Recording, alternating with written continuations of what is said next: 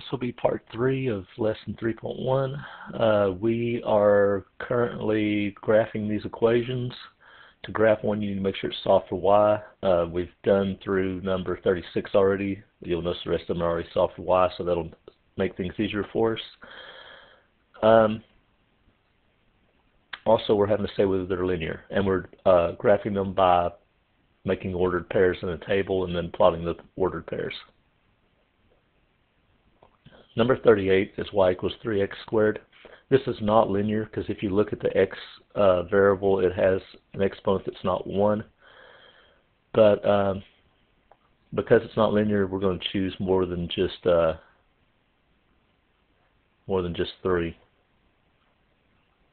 We'll try all those. Hopefully it won't be so much that we can't get it all in the graph.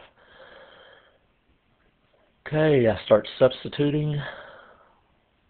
Make sure that you use parentheses around the -2 when you substitute it into an exponent like this, or into a expression that has an exponent.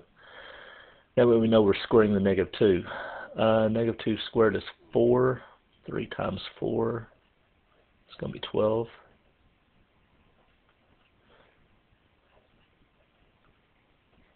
Doing the same thing here.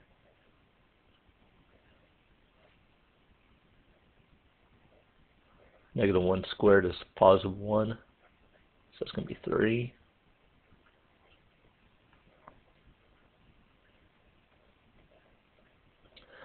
Zero squared is 0 times 3 is 0.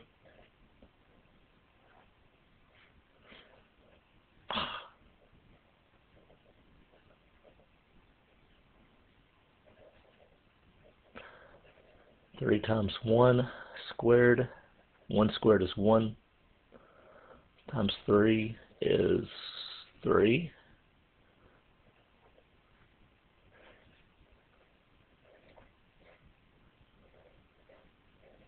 Two squared is 4. 3 times 4 would be 12. So it looks like when I do my graph, I have to make sure I have 12 on there. 1, 2, 3, 4, 5, 6, 7, 8, 9, 10, 11, 12. -2 was 12. -1 was 3. 0 was 0. 1 was 3. And 2 is 12.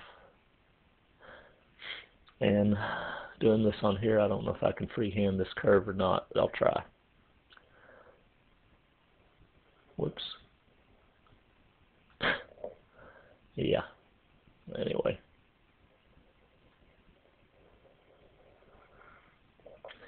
Didn't do a very good job there, did I?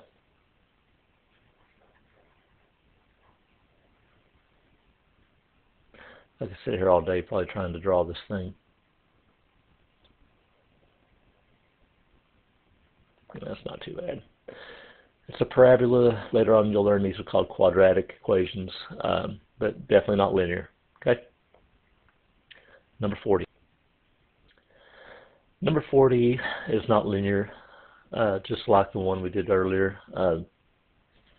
We know that because looking at the equation we see that it's x to the second power. It's also going to be a parabola because it's a quadratic equation just like the one we did before. I'm going to make sure to choose enough to get a good curve here.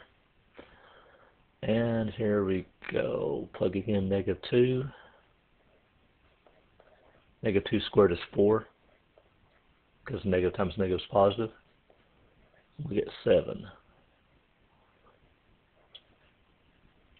-1 squared is going to be 1, and 1 plus 3 is 4.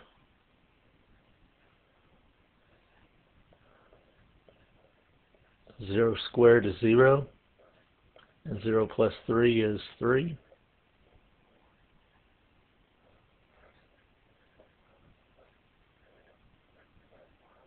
One squared is going to be 1, plus 3 is 4.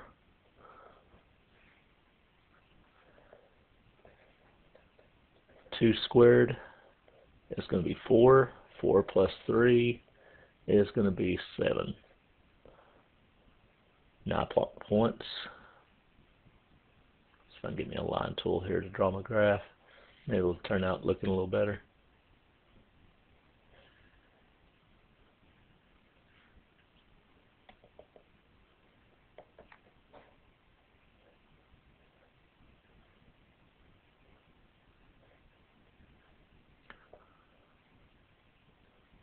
It's important to try to put these spaces about the same to get a good graph. Mine aren't always very equal spaced, but just do your best. -2 gives me 7. I think I put 7 marks there. -1 is 4. 0 was 3. You can see that shape we was getting on the other problem. 1 is going to be 4. And 2 is going to be 7. And here's where the fun starts, me trying to connect the dots again.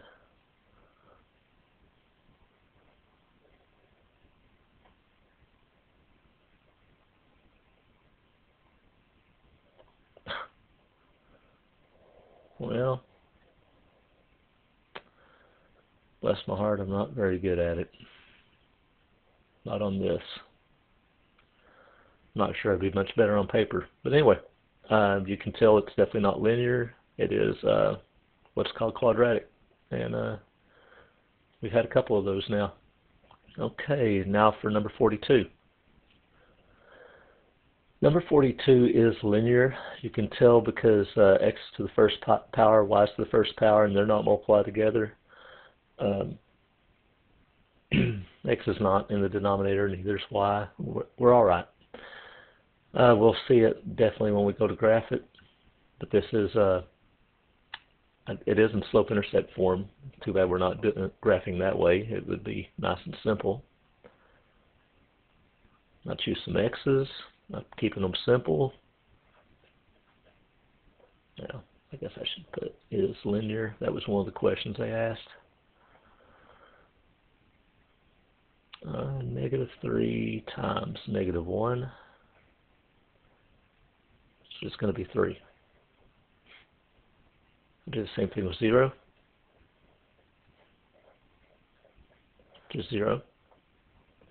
I'll do the same thing with 1, which is -3. And I think we're ready for a graph.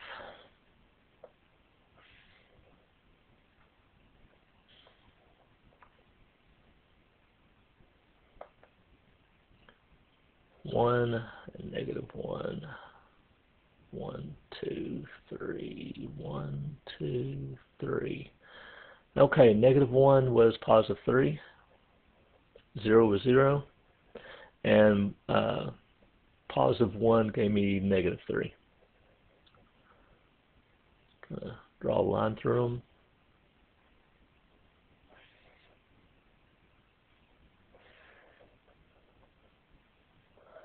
Okay, and that's it. Now, if we've been doing slope-intercept form, the y-intercept is 0, and the slope is -3, meaning that every time I take a step over, this thing is dropping 3. See, when I took a step over, it's dropping 3. If I took another step over, it would drop another 3. That's the rate that it's changing.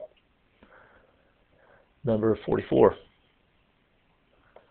On number 44, taking a look at it, I can tell that it is linear because x is to the first power, y is to the first power. They're not in denominators of fractions. They're not multiplied. It's pretty simple laid out. And this is slope-intercept form. I'm going to hit the y-axis at 2, and my graph will be dropping 3 as we move to the right. But I'll go ahead and do a few points there. -1, 0, and 1.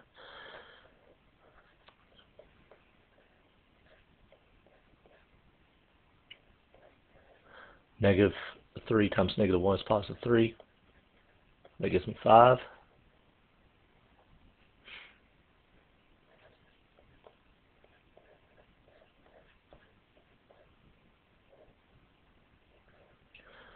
Negative 3 times 0 is 0, plus 2 is 2. And remember we said the slope was negative 3. Notice that the y is dropping 3 as the x increases by 1, so that's kind of a indicator there. Negative 3 times 1 is negative 3, plus 2 is negative 1.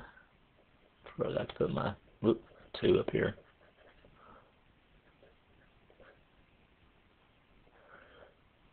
Okay, now we're ready for our graph.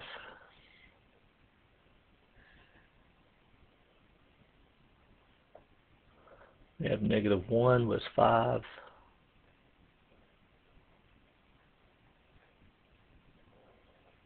Zero was 2.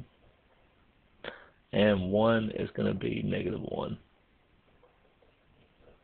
Draw the line through them.